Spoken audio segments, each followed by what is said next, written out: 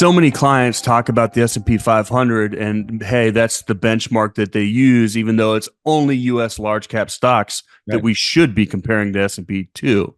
The other thing I bring up to my clients when I talk about that, I go, hey, the S&P is great. I love it. Okay. But have you ever heard of the lost decade?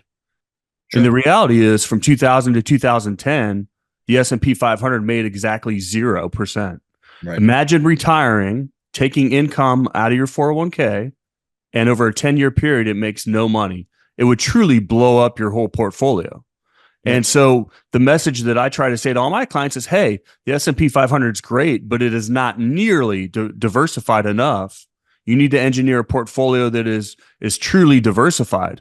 You know, modern portfolio theory even states the more diversification you can have will increase your return and lower your risk over the long term. And 500 stocks is not true diversification. And on top of that, the S&P's been living and dying by the Magnificent Seven for years now. Right. So the far majority of those 500 stocks are not even doing what you needed to do. So I think when people focus so much on the prime cap or the S&P 500, they really don't understand investing and how diversification is your friend. How do you comment on that, Lee?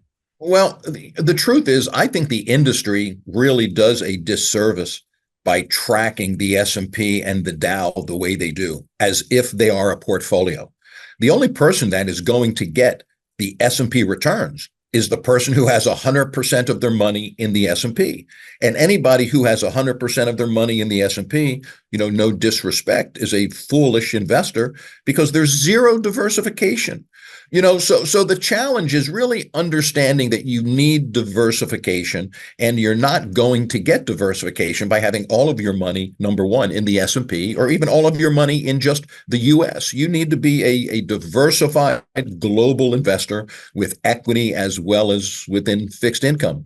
But to me, I think what the industry should do, it's hard to do, but instead of putting the S&P 500 up as a daily benchmark, because nobody's going to get just the S&P returns, as I said, unless you're an S&P investor, I think they would do a much better job for the average investor by simply having maybe a 50-50 allocation and saying, hey, on a daily basis, the average 50-50 investor, this would be an example of a return, because that's what most people are getting. I think about Dave Ramsey when we start talking about this, because I feel like, his average person that he's talking to is somebody that makes $60,000 a year, is Right. in massive credit card debt, Right. and they continue to make financial mistakes with their money.